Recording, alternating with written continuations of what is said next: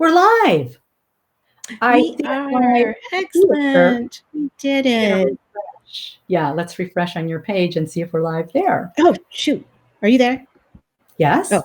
I clicked out of you accidentally. Okay, great. Well, hello, everybody. Thank you for your patience. I had some technical difficulties there, but welcome. Whether you are catching this live or on the replay, I'm just so glad that you're joining us. This is week 1 in our new Empowering Women series. We all come from a large variety of beliefs and backgrounds in this group, but one thing that we can all agree on is that coming into our own as women is an empowering and life-affirming thing. I am incredibly honored to have as my first guest today, Susan Harrow. Susan is a top media coach, martial artist, PR expert, author of the best-selling book, Sell Yourself Without Selling Your Soul, HarperCollins.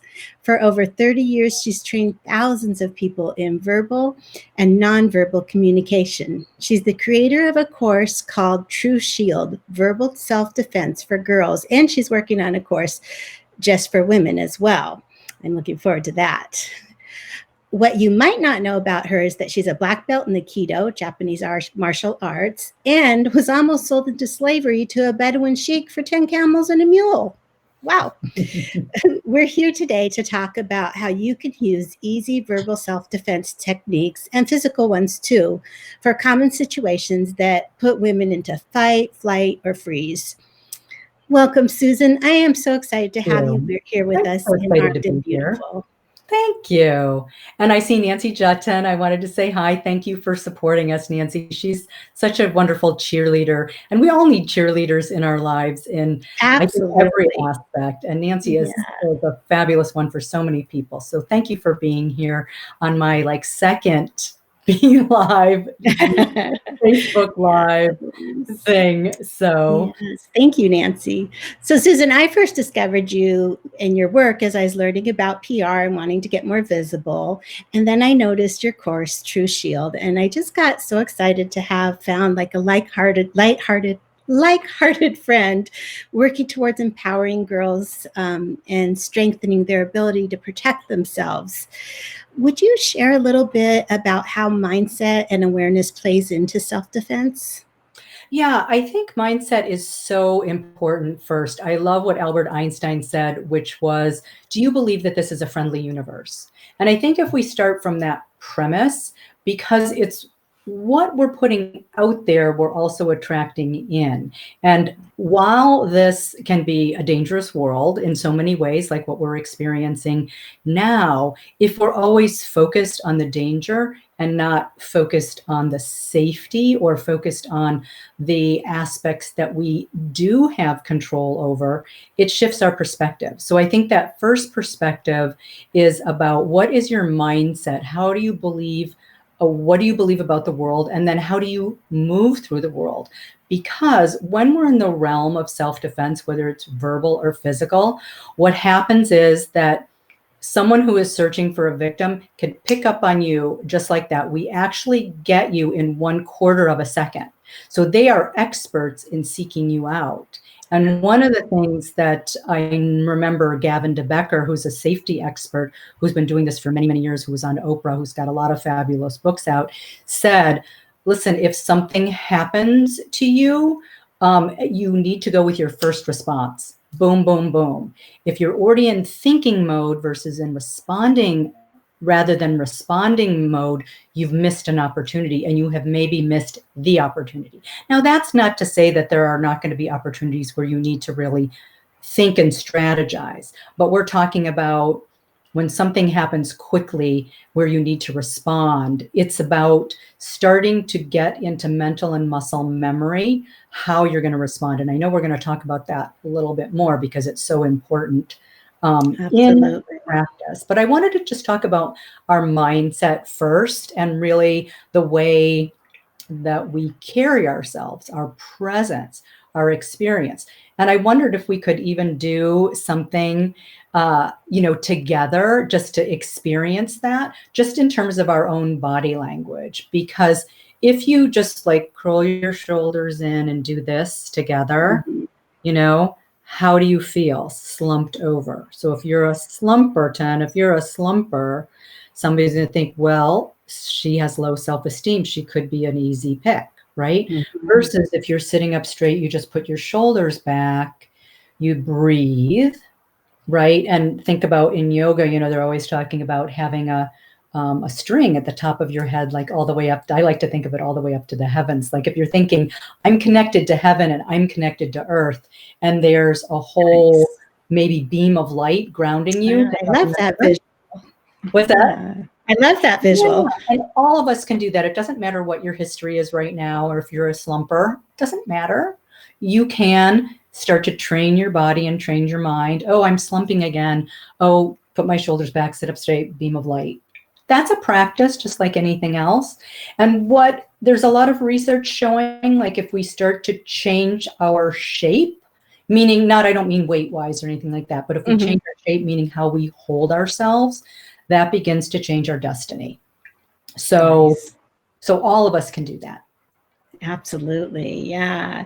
I was actually recording a video earlier, and I was talking about when you're out in public, holding yourself tall. And even if you're having the worst day and you really just want to do this, just train yourself not to. What you're projecting on the outside really does matter as far as being a target or not. And the other thing I want to say about that, just in general, because this is something that you might not think about, but I remember at one point I lived in Oakland and we were driving through a really dangerous area, and there was this guy in a hoodie and he looked really scary. And I don't know if he had a gun. We were in a car, but we were stopped, and it was very desolate. And what I said to I think I was with my sweetie driving, I said, do not look at him. Because when you're looking, I'm like, oh my God, super scary guy in a hoodie, like coming toward us.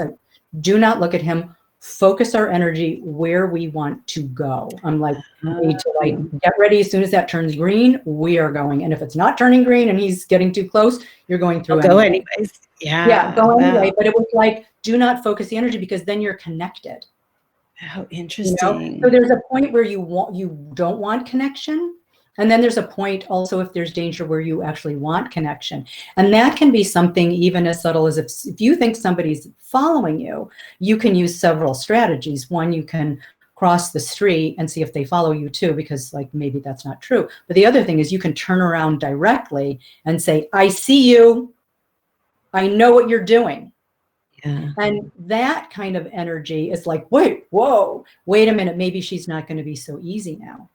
Right. So there's not one right way ever to handle anything. Those are a couple of different ways. I mean, obviously, the best thing to do is get to a place of safety if you're being followed or something's happening. But know that you can just look at and address someone directly. That's the more fierce approach, or pointing and I see you, get away from me. That's more direct. Versus if somebody's like maybe too close to you at a stoplight, you go, hey, what time is it? It's a pattern break. They may be focused on you. You go, excuse me, what time is it? So different tones, different, boom, boom, boom. Yeah. Something. It's almost like you humanize that situation. Yeah. Right. So it can be anything. It's just to snap somebody out of if they're like zooming in on you. So those are a couple of things that all of us can start to employ at any moment. Right. I really like those. Those are good. And it's so true that there's not a cookie cutter answer to self-protection at all, that we need to know enough that we can adapt to the situation that we find ourselves in. So, so one of the things that, we're all so busy nowadays. Now, a little less with the quarantine, of course, but overall, we're busy people, and we're going, and you kind of have already addressed this, but is that presence really important, what we're projecting on the outside? I mean, if I really need to look at my phone while I'm walking through a parking lot, is that really such a bad idea? Yes, it's a bad idea. Okay. Okay. Because an easy target is somebody who's not paying attention. Now, if you're at your like local neighborhood store with lots of people and kids around, of course you can look at your phone.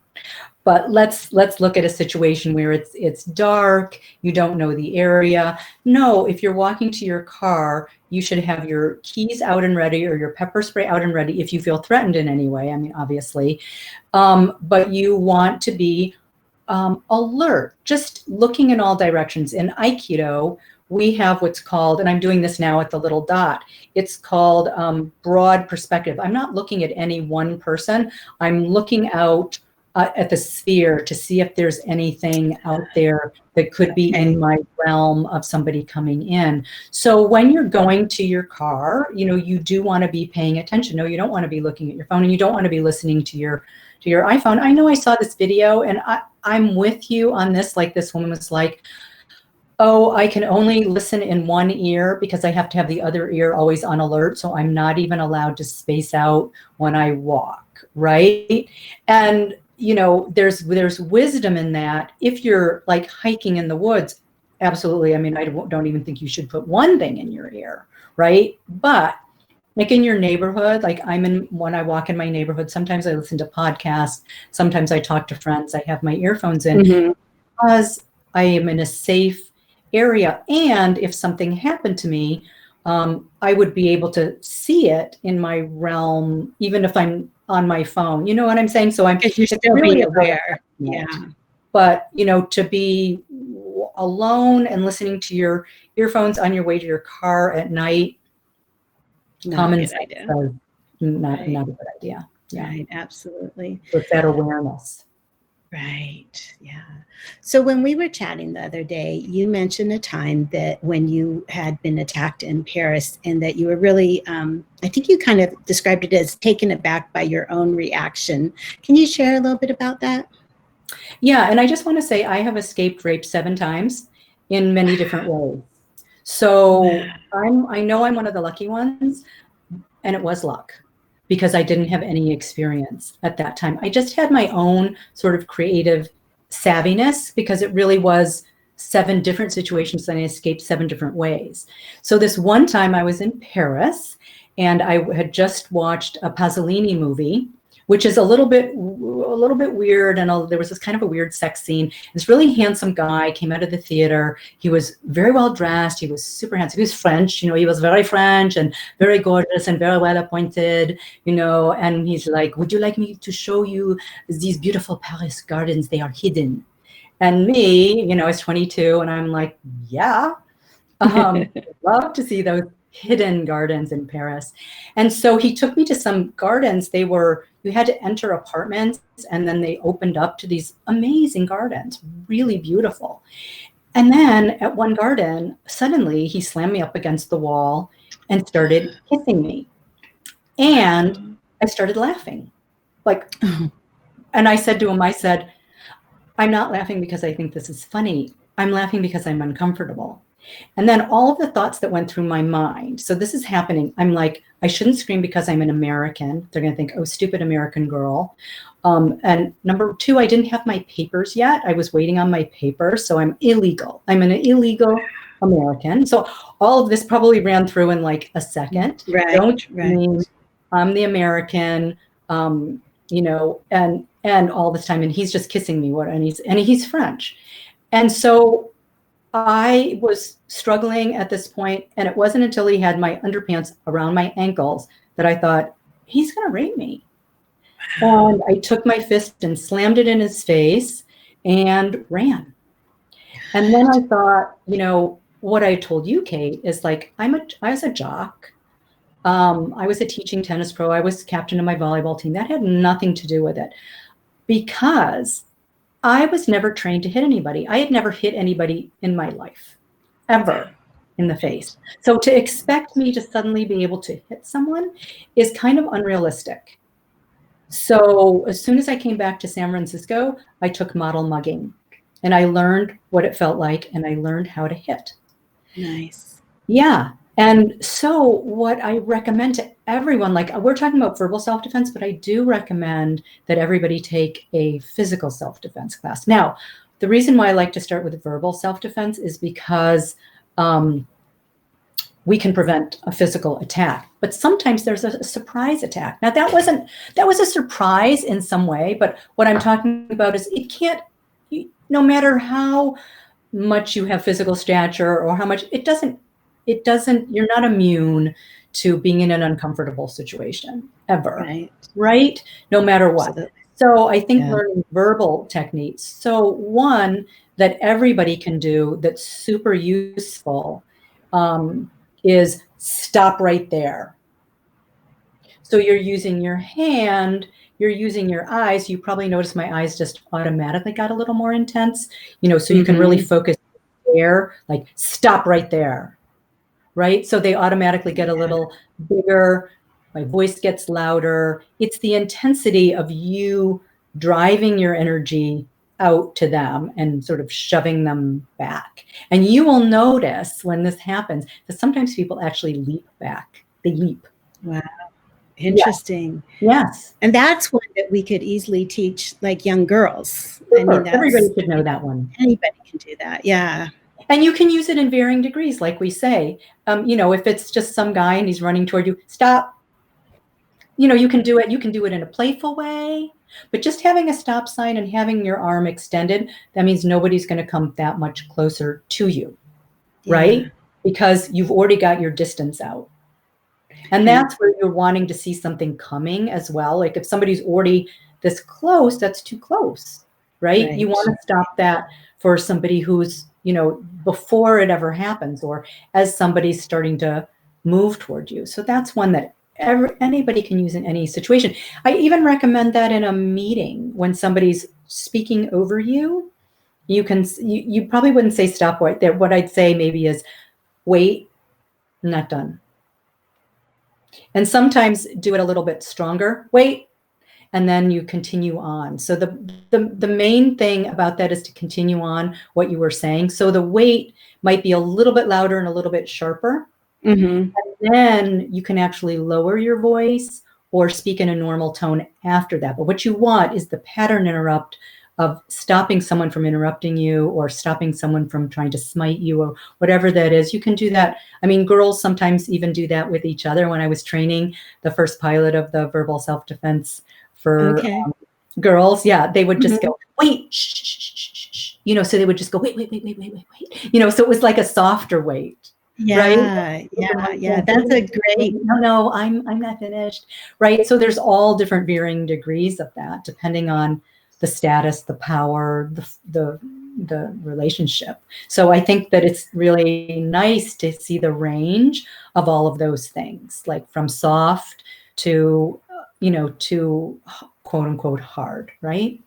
Right. And learning that assertiveness is so important because those of us that it just doesn't come naturally to, like getting from being able to say wait to hitting somebody, that's a pretty big leap. And if we don't start with this kind of assertiveness, then it's going to be much harder to actually choose to try to defend ourselves. I believe that assertiveness is a great place to start. It is a great place. So I really recommend you role play with a friend.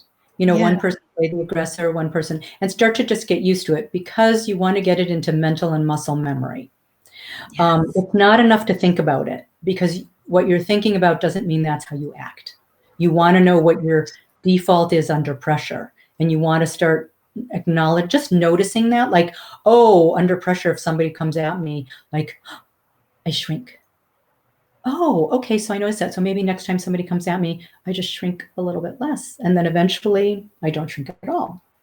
Nice. But it's through that practice. Yeah, definitely.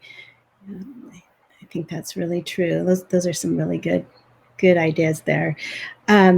So you had also mentioned a really, what I thought, fantastic tip for as far as like safety when somebody like a delivery man comes to your door, and you gave a really fun idea for being safe in opening the door to a flower delivery man. Do you mind sharing that one? Yeah, that came about because, again, I was living in Oakland and there was a rapist who got into women's homes by delivering flowers. And what woman is not going to open the door to a man delivering flowers? Yeah. And so and it was it wasn't in our neighborhood, but it was in it was something that we were all aware of. So I came up with the idea to ask who sent the flowers. So they would have to read the card. So when anybody comes to even our house now, I always they say flowers, and I say, oh, who are they from? And I wait until they open that envelope to say, because if it were someone who were trying to get in, they wouldn't wait around. They wouldn't try to fake it, right? And I learned this because I learned this actually from a cop. I don't think I told you this part, Kate, but as it's coming to me now, there was a guy who was in our backyard, like half naked. And I remember yelling at him, like, what are you doing in our yard? And then the policeman like lumbered over our wood pile chasing this guy. And later when I talked to the policeman, I said, how did you know? So he was trying to rob somebody's house around the corner. Okay. And I said, how did you know that he was a robber, other than he didn't have a shirt? I mean, he was very buff. And the policeman said the guy was on somebody's doorstep, and he thought he looked suspicious, and he said to him, what are you doing? And he said, I'm visiting my uncle.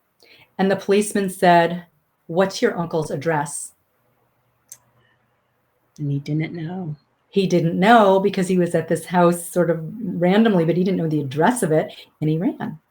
And I thought so to broaden this out, ask a specific question that a person would need to know in that situation. So you can broaden this out to anyway. And I thought that's how I got the idea about the flowers. So ask who they're from. So I just took that and,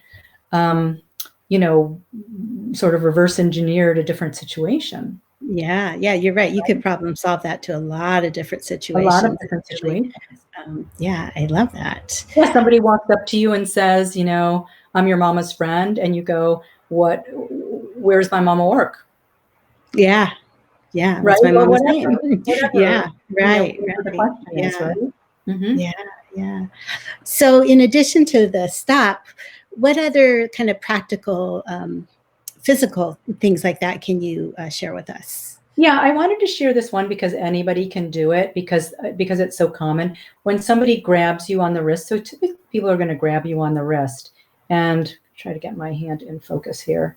So it's like, this is like the mirror thing is so hard. Okay, so the weakest part of my hand, the weakest part of anybody's hand is at the joint here. So what I want to do is, let's see if I can do it this way, is I want to just turn my hand up like this and snap out of the weakest part of the hand. So it's where there's a break in the hand is where you can flip it's not so easy to do on video like this. So they're grabbing, and what you want to do is my hand is weakest here. Okay. So it's about getting out like that. So you can actually grab onto your hand with your other hand and pull it. So anybody, even no matter how tight they hold you, you can still snap it out. Oh, interesting. Okay. Because it's just Aikido is all based on our body's like technology. It's just about angles and weakness.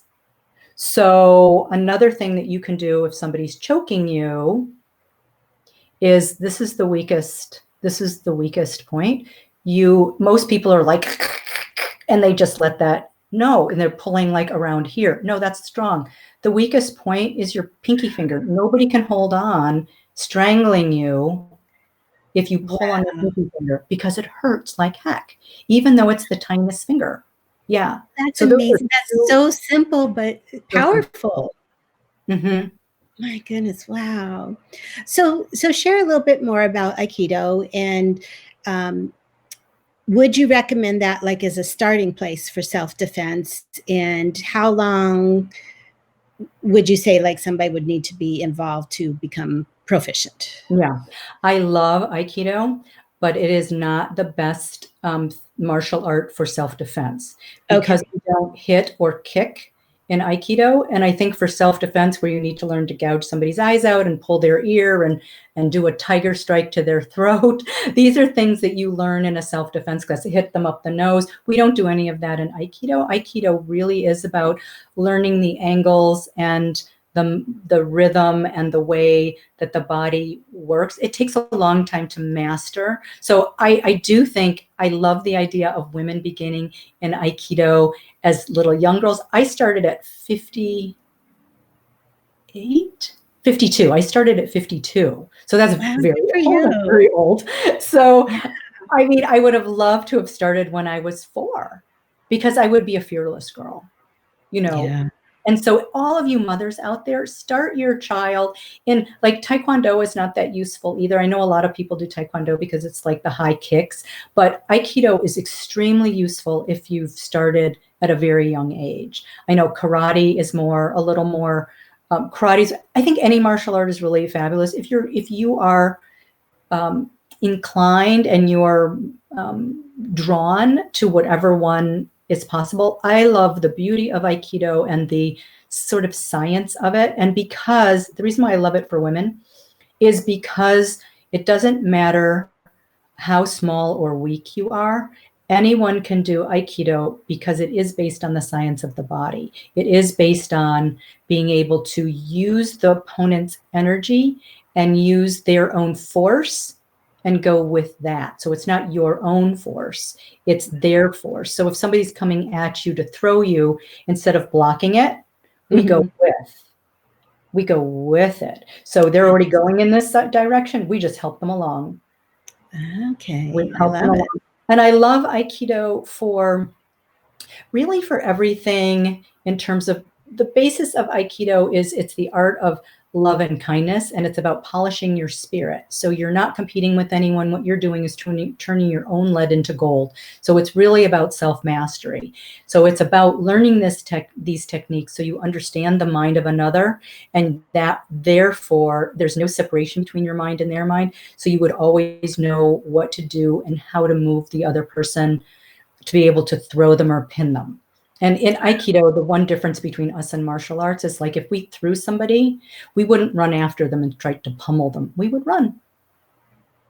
We would throw them and go, or pin them and get help. So we're not the aggressor. We would be the one to, And so I love that. But it is, it is a martial art, and it is a very strong martial art, so anyway, so I love it. Okay. Well, that's inspiring. Boy, it makes me want to look up and see if it's around here at all. Yeah. That is really neat. So, but then if you're just somebody who just wants to get some physical self-defense understanding and moves, then you would recommend like taking more like a workshop specifically for self-defense. Okay. I would. Even if it's a couple hours or it's a weekend workshop, I would highly recommend that. So you get the real basics of what you could do, learn how to hit and kick and shout. Get some practice with that sort of thing in my memory, muscle memory. I really like that. A lot of times people are, I sell the self-defense tools and like pepper sprays and stun guns, and they can get a bad rap because if you don't have it in your hand, it's going to be very hard to use it. And so that muscle memory is something that I really try to teach my clients you have to be comfortable with it. It has to be something that just feels normal in your hand. And you have to have done the muscle and mind practice of how would you use it, and when women tell me, oh, I own a pepper spray, where is it? The bottom of my purse. It's like, that's wasted. It's wasted money, wasted time. It does no good whatsoever. So you have a really great pepper spray. I know you wanted to, because I was really fascinated by that. You do have to have it at the ready, like when you were talking about when you leave a parking lot. If you're leaving someplace late at night, you would have the pepper spray in your hand. You wouldn't have it in your purse. You'd actually have it in your hand. Tell us about the one that you have, because I thought it had some really unique features that could be really helpful to people who like, oh, I want something right now. Yes, I'm going to take a self-defense class or a verbal self-defense class, but I need that pepper spray now. Right. So the pepper spray that is my favorite is called the Protected Pepper with Shield technology, and it actually has a GPS in it. So, and then it's hooked with an app. and you put in your up to 5 contacts. So when my daughter was going to school in San Diego and I'm in Northern California, her dad and me and some local friends were her contacts in there. And if she was to deploy her pepper spray, we would get notifications that Delaney deployed her pepper spray and this is her exact location. And those notifications will keep coming every 2 minutes until she marks herself safe, and it will keep updating her location, which is just, for a mom with a kid at college, it just gives me peace of mind knowing that she has that. And, she knows to have it in her hand. She knows it does her no good if she doesn't have it, that sort of thing. So I love that. And it also has a silent panic button, which sends the notification also that she deployed her panic button. And so this way I can call law enforcement for her and say, 4 minutes ago, she deployed her pepper spray. This is her exact location. And it's a really wonderful tool, which I think all the personal protection tools are amazing. In that you can learn them fast, but you do have to do many of the things that Susan's talking to us about, which is the muscle memory. And, I like to have my clients rehearse various scenarios in their mind. And what would you do in this situation? And so having layered protection in the mind is great, but I think you actually have to physically do it. So you really need to physically do it to get it into the mental and muscle memory. So you really do need to walk to the parking lot and pretend you're doing pepper spray and just really go through the whole scenario. I think that's really super important. So thanks for sharing that. I think that's a great start, to have that, and especially for moms, for their daughters to feel, to feel safe and to feel like their daughter has some kind of protection going on. Exactly. Spouses really like it too, knowing that their spouse has something like that. Sometimes the fathers are more protective than the mothers, I think. Yes, their daughters, which can be a pain on one hand. But it's really empowering for the daughter to be able to say, Dad, I've got this, and I took my self-defense class, and because then they own it and they know that they have a plan too. Which I love that. I would love to have any questions if anybody has. I see there's an anonymous Facebook user or somebody there without a picture what I discovered here is that and we're not seeing everybody, I don't think, because I don't think we're seeing everybody because of the BeLive app. So let me pop into the group. I guess it's one of those ones where they have to give permission for BeLive to see their names, which I didn't realize before I chose that. So let me see. I see. Well, if you have any questions, please pop them in. When she's taking a look, please pop them into the chat. And while she's looking, I want to talk about something else. I'll let you look. And then there's something else I wanted to cover. And that is, because I think it's so difficult, it's the ask.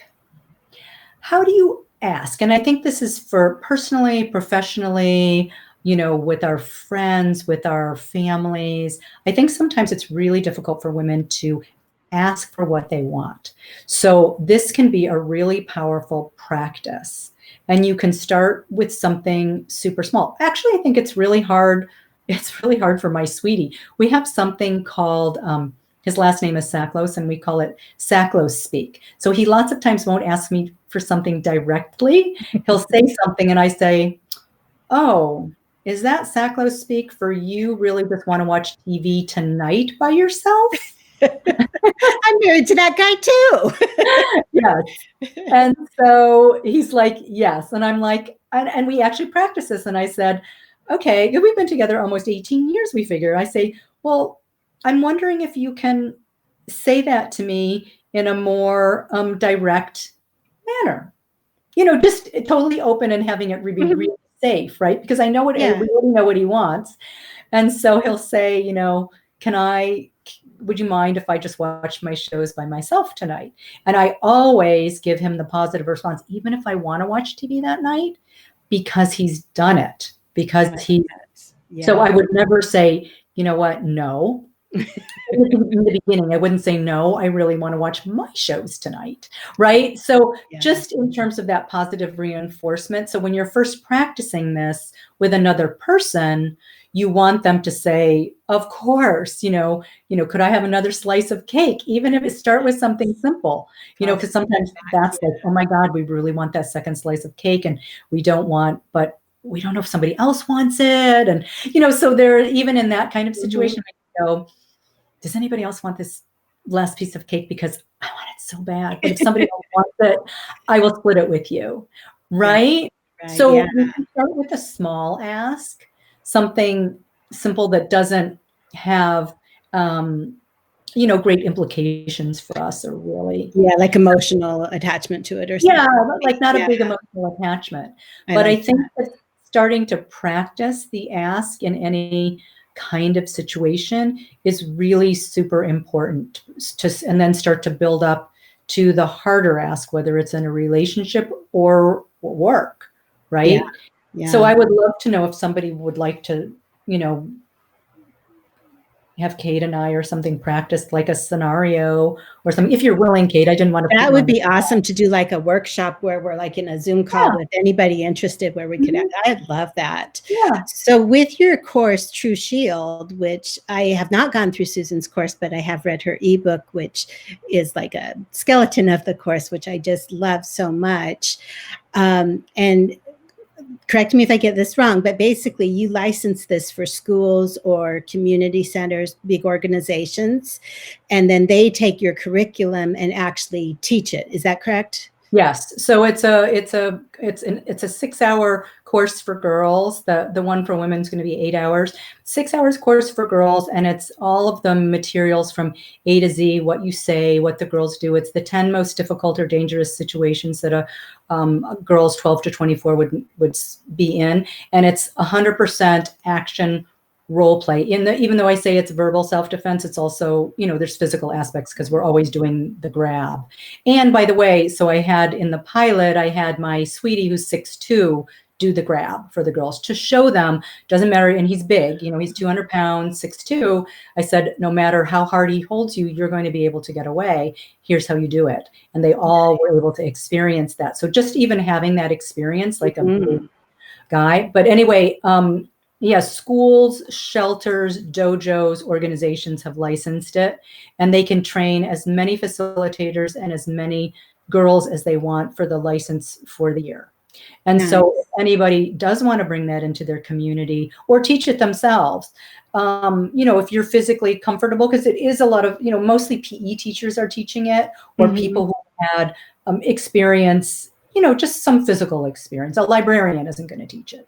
Okay. Yeah. But people who have experience, who are, just feel more yoga, whatever, more comfortable with your body. Yeah. So anyone can also take it and license it and train it in their community. So if your Boys and Girls Club or your Girls Inc. or Girl Scouts doesn't have it, you could go and then train it to all those organizations or your school as well. So it's very open-ended that way.